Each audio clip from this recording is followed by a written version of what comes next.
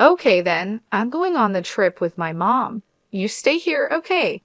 I was shocked and couldn't say a word. But this is the prize I won in the contest, you know. Also, if the winner doesn't use the ticket, it becomes useless. I wanted to say that, but my husband David cut me off with something shocking. If you don't like it, we can just get a divorce, he said. Excuse me. I mean, if you can't agree with what I'm saying, then we should get a divorce. His words made my feelings for him instantly fade. My name is Olivia, and I'm a 32-year-old office worker. I went to an all-girls school from middle school through university and started working without really talking to men. I was so busy with work that I never had time to fall in love. Suddenly, I was 27 and still single. Thinking this was not right, a friend set me up on a blind date. That's how I met my first boyfriend, who was a freelancer but lied about being an office worker. After we started dating, he lost his job and seemed ready to rely on me for everything. I ended things as soon as I could. After that experience, I became even more cautious about men and found it hard to trust them. So I reached 40 without any serious relationships. My parents were even more worried about me than I was. Both my parents had already been married for several years by the time they were my age, so they were quite eager for me to settle down as well. Back then, most people got married by 24, but nowadays it's common to marry later, even in your 40s. My dad started bringing me several arranged marriage proposals, saying he'd find someone for me since I didn't have a boyfriend. At first, I rejected all the offers, but over time, I felt bad for continuously saying no to what my dad suggested. I could tell that my parents, who wanted nothing but happiness for their only daughter, were getting impatient. So I decided to take a positive step and agreed to go on a blind date to show my appreciation for my parents. That's when I met David, who later became my husband. David was 31, just like me. He had been to an all-boys school and never really had the opportunity to fall in love with a girl before. What I liked about him was how caring he was towards his parents. He looked after them well, often visited their home, and took them on trips. He appeared to have a good character and a stable job at a company. I checked his business card to be sure. Having learned from a past mistake with a previous boyfriend, I was very cautious. However, everything seemed normal with David, and I felt he was trustworthy. As we dated, David, knowing I was shy, took the initiative and treated me very well. I gradually found myself more drawn to him. After 3 years of dating, David proposed, and we got married. My parents were overjoyed and shed tears of happiness when they heard the news that I was finally getting married. I genuinely felt fortunate to have met a good man and was equally pleased about looking after my parents in this significant way. After our wedding, my husband and I enjoyed our honeymoon and began our married life with joy and companionship. We both had jobs, so we shared the household duties accordingly. Cooking was my forte as my husband wasn't great at it, so he took on the laundry and cleaning tasks. We worked well together, supporting each other and enjoying a harmonious married life.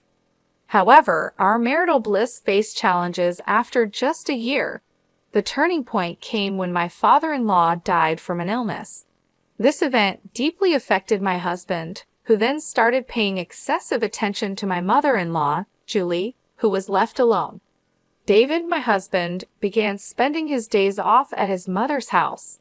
Sometimes he and Julie would go out, just the two of them, and occasionally he would stop by her place after work to share a meal. They even started taking trips together. This situation made me feel deeply disrespected. It wasn't just about him caring for his mother, which I understood and respected, but the secrecy and the priority he gave her over our relationship hurt me. It seemed he had shifted from being family-oriented to becoming overly attached to his mother, a true mama's boy. Despite this, David appeared oblivious to the implications of his actions or how they affected our marriage. In an effort to maintain peace and hoping for a change, I decided to compromise and continue investing in our relationship. The idea of divorcing after only a year of marriage was upsetting, particularly considering how it would affect my parents. Moreover, I harbored hopes that starting a family might bring a new dynamic to our relationship, potentially shifting David's focus. The decision to not rush into a divorce was difficult, but I resolved to stick it out, pondering on the complexities of our relationship and the potential for change. I recently started a new hobby of entering contests to win prizes, which I found surprisingly enjoyable. I've been winning things like cosmetics and food by writing reviews and staying persistent. Then I won a big prize and won contest airline tickets to Fiji. I was so surprised that I read the email 3 times. I carefully checked to make sure it wasn't a scam. It didn't lead me to any strange websites or ask for my credit card information, so it was indeed a real win. I learned that I needed to contact the airline in advance to use the tickets. I wondered who to take with me. My husband had just gone to New Hampshire with Julie. I thought about asking my friends or my parents. Eventually, I decided to give the tickets to my parents so they could enjoy the trip. I went to my parents' house to tell them about it. It's been years since we traveled abroad. Are you sure about this? My dad asked. You won this, Olivia. It's okay. Don't worry about it. I want to treat you guys this time, I said. They were happy, but then my dad noticed something in the ticket's conditions. This ticket is only valid for the person who won it and can't be transferred or sold, he read. What? Does that mean I can't give it to you both? I asked. Yeah, it seems so, he replied. Oh well, it can't be helped, my mom said. You won it, honey, so why don't you go with David? Since my parents suggested it, I decided to go with my husband. When I returned home from my parents' house that night, I found a woman's coat by the front door. It looked familiar, yes, it was Julie's coat. When I entered the living room, I saw Julie watching TV. Oh, Olivia, did you just get home? It's your day off? So what kept you out so late? She asked. Oh, I didn't know you were here, Julie, I replied. What are you implying? Is it wrong for me to visit my son's house? She said. No, it's not, I answered. Julie seemed nicer to me when my father-in-law was still alive. Since he passed, she has been very strict and cold towards me. What's this? What did you buy? Julie noticed the bag I was carrying. It's nothing, I said. Just show it to me, she demanded. Why? I asked. Just show it, she insisted, and then she snatched the bag from me. Fiji, are you just treating yourself?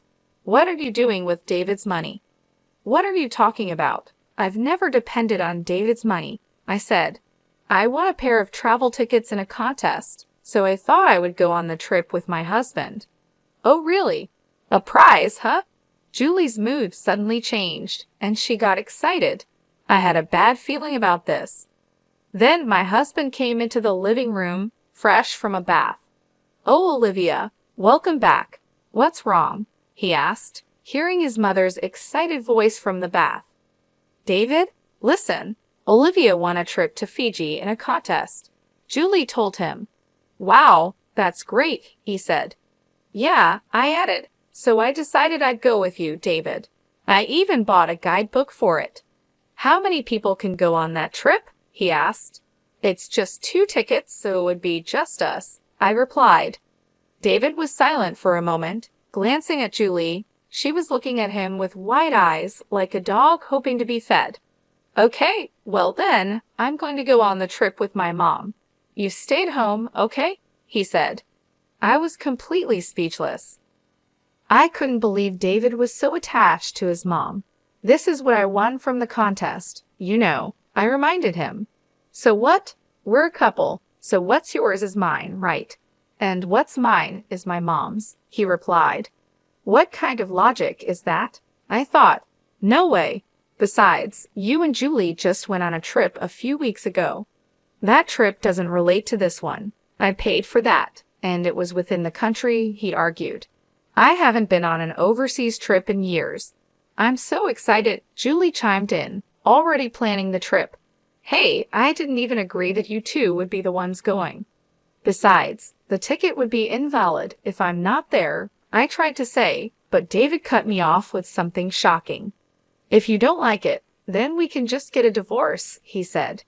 Excuse me, I said, if you can't listen and follow what I say, then we'll get a divorce. I never thought he would say something like that. Instantly, my affection for him cooled. Do whatever you want, I told him. Why didn't you just say you were so selfish? Both David and Julie looked as if they had won a big fight. They took the guidebook from me and began to happily plan their trip. Meanwhile, I started thinking about what I would do after a divorce. Later, my husband asked me to contact the airline, so I did. I asked if I could give the tickets to my husband or relatives if I couldn't go. Sorry, but you're not allowed to give the tickets away, even to your family or relatives, the operator replied. Well, of course, I said, realizing this made sense. I then decided to decline the tickets I had won in the contest and hung up the phone. Afterwards, I told my husband about my decision.